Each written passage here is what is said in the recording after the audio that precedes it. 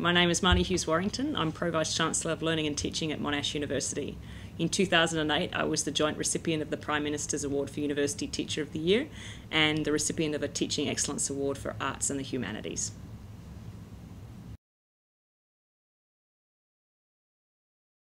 From somebody that when you apply for a teaching award, what you're doing is actually applying for a learning award.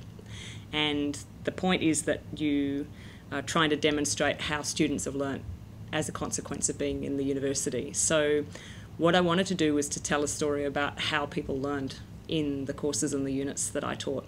And I wanted, in a way, to tell the story of the students.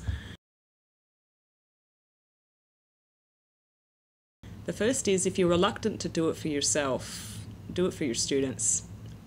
Try not maybe to write your own story, but write the story of your students. And if you write the story of your students, you then realise what an amazing achievement it is that they've done the things that they've done. And the thing is that they've done those things because you helped them to do it. So my recommendation is that you start from where they're at and tell their story. And it's often easier to tell their story than it is to tell your own story. When you tell somebody else's story, you tell a learning story, and the teaching sits in the learning and you can draw it out. So that's the first thing.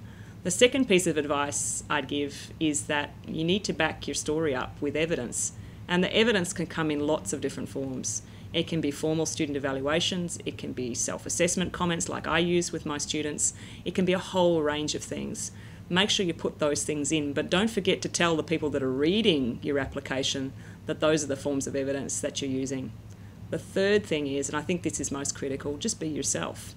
When you read teaching award applications, you realise that everybody that applies is their own person. There is actually no formula and there is no set way of writing a teaching award application. So be yourself, let your own spirit come through, and when you read them you can tell whether somebody has been captured on paper, and you hope for that. You read it and you hope that you've got someone's spirit on the page and the student's spirit there too. So yeah, be yourself, use evidence to support and write the story of your learners.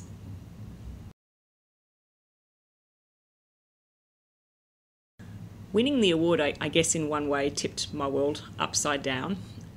Maybe it didn't though, when I think about it on reflection. On the day I went to Parliament House to collect the award, I really felt like Charlie Bucket out of Charlie and the Chocolate Factory with the last golden ticket, and I wondered why I was there and who these amazing other people were, and all I could see in that space were just people who demonstrated leadership in so many different ways. And it still strikes me every time I meet a teaching award winner how much leadership there is in what they do. I guess I'd spent about a decade thinking about how I could encourage students to think about themselves in new ways, to try new things, to let go of things that might be holding them back, to think about the subject in new ways.